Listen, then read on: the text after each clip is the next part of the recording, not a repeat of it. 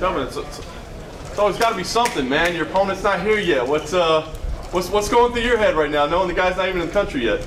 I was told that he was gonna show up tomorrow, so I have no issues with it. As long as he gets here, then I'm okay with it. Any concerns at all, though? I mean, this is very abnormal for a guy to be this late. I mean, are you concerned at all that maybe something could fall through?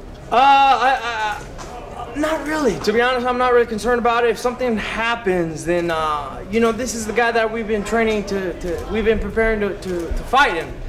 I feel like for me to fight Jared Cannonier in the backup is just not fair for me. You know, I can't take a fight like that in 2 days' notice. Yeah. What about coming here to workouts, doing media day tomorrow? I mean, he's not going to have to go through any of that stuff, it sounds like. Do you feel like you should have to, or do you feel like maybe you should be excused from doing this stuff? You know what? I do it just for the people that enjoy watching it, and that's what I do it for. You know, so I'm just here for you guys. Were you surprised Till took this fight with the fact he's coming off 2 losses, and you had a really close fight in your last one? No, not surprised at all. I mean, he's as game as they come, you know, and that's what I respect about him. I mean, he's just so passionate when it comes to fighting. He brings a certain level of tenacity that not a lot of fighters do, and I think he's hungry for this fight. I mean, you've seen his interviews. He looks ready. And I know it's a weight class up, but are you concerned about his cut just because he's having to get here so late and he's traveling from the UK? Yeah, I mean, it's a little tricky getting here one day before the weigh-in. We'll see. Hopefully he has no issues with the weight cut, and hopefully he does good. If he's way over, would you still fight him? Like if he was like 10 pounds over or something like that? I mean, I probably would, yeah. Kelvin, just to be clear, you won't fight Cannonier if Till can't make it. Yeah, I just don't think it's fair to me for me to take a fight on 2 days' notice. Of course, I will fight anybody, but give me time to prepare for that person. Kelvin, assuming this does go down smoothly, it seems like the stakes are being raised a little more now with Paulo Costa being injured. It sounds like, you know, Israel Adesanya could have an opponent opening up. Do you feel like, you know, that's kind of raised the bar here in terms of what this fight means? 100%. I think a win over this for sure. I think could guarantee me the title shot. It's not. I mean, not for sure, but I'm pretty positive. If I go out there and put a stamp on Darren, I mean that title shot is inevitable. Kelvin, if you were in Darren's position and you weren't sure you were fighting because of all this stuff until like 2 days before, would that help you with the relief, oh, I am fighting, or would the uncertainty get in your head and mess you up in fight night? I'm sorry, repeat that? If you were in Till's position and you're not sure you're fighting until like 1 day out, does that help you because you're like, oh, I am fighting, or does the uncertainty hurt you? Oh, it hurts. I remember when Anderson Silva was flagged, and man, I was hurting in my stomach for about 24 hours because I had no opponent. I didn't know if they were going to cancel the whole event in China, and thankfully, you know, Mike Bisping stepped up. So you got Anderson giving you issues, Rob Whittaker's giving you issues, now Till's giving you issues. Do you ever just wish you had a smooth fight week? There is no such thing, I think.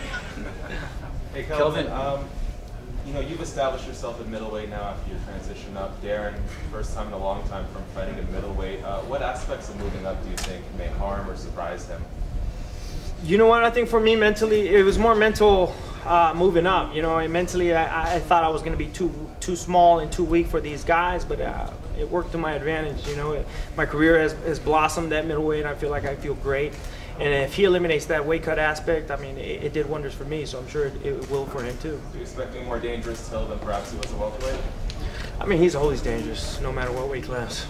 Kelvin, you mentioned how this could potentially set you up for #1 contender spot, given the fact that Paulo Costa is out. Are you ready to revisit a bout with Israel Adesanya, or would you like more time to make adjustments? I want the title shot, you know, absolutely. I feel like I can be at the top of this division. Just give me time to prepare.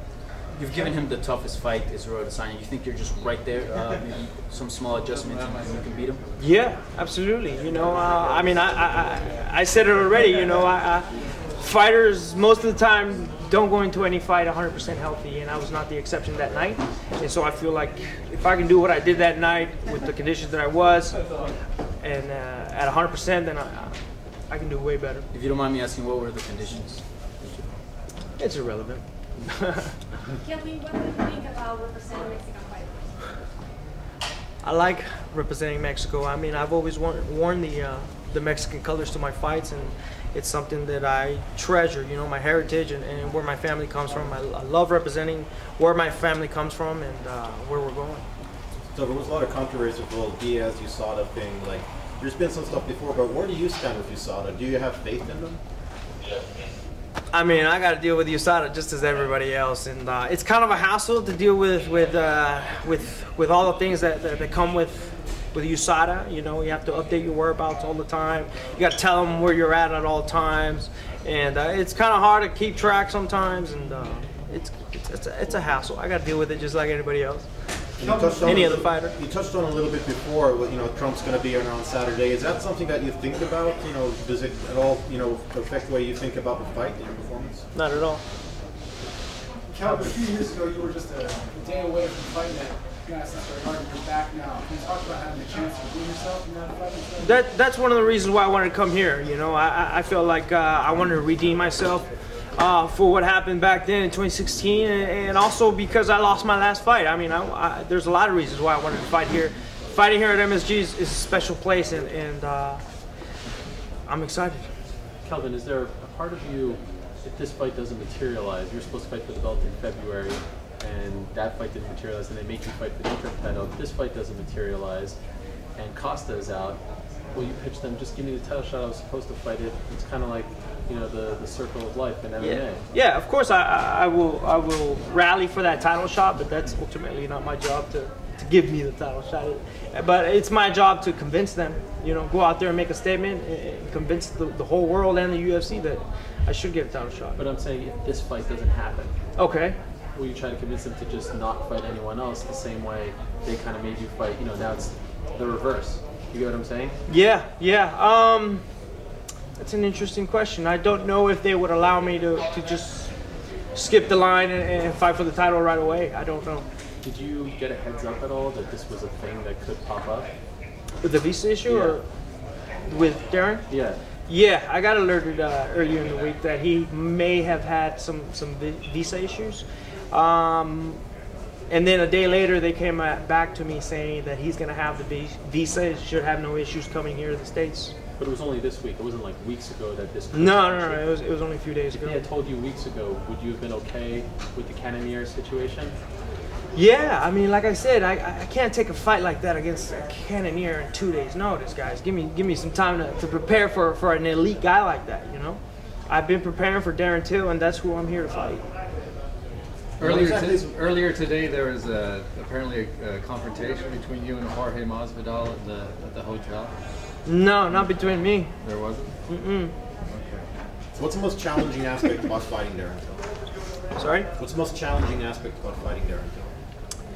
Just, I feel like we're both in a rebuilding phase, you know, and I feel like I've done my part to rebuild myself to get to this point. We'll see how much he's rebuilt himself to get to this point. Kelvin, how much confidence does it give you knowing that Till knocks a lot of guys out? You've never been knocked out. You're very durable. Do you see that as an advantage in this fight? Not necessarily. I mean, people like to think that I rely on my chin too much. I don't like to get hit. I mean, it's not that I rely on it. I just get hit, and I have a good chin. So I don't rely on it. It's not something I'm banking on. If it does obviously go down on Saturday, how do you see it unfolding?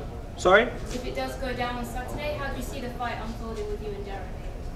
I mean, I've said it. I'm very confident in my hands and my abilities, so I think a first-round knockout could happen. But, I mean, you guys, I'm ready for a 15-minute war. You guys know that. Thanks, Gal. Thank you, guys. Thanks, Kelvin.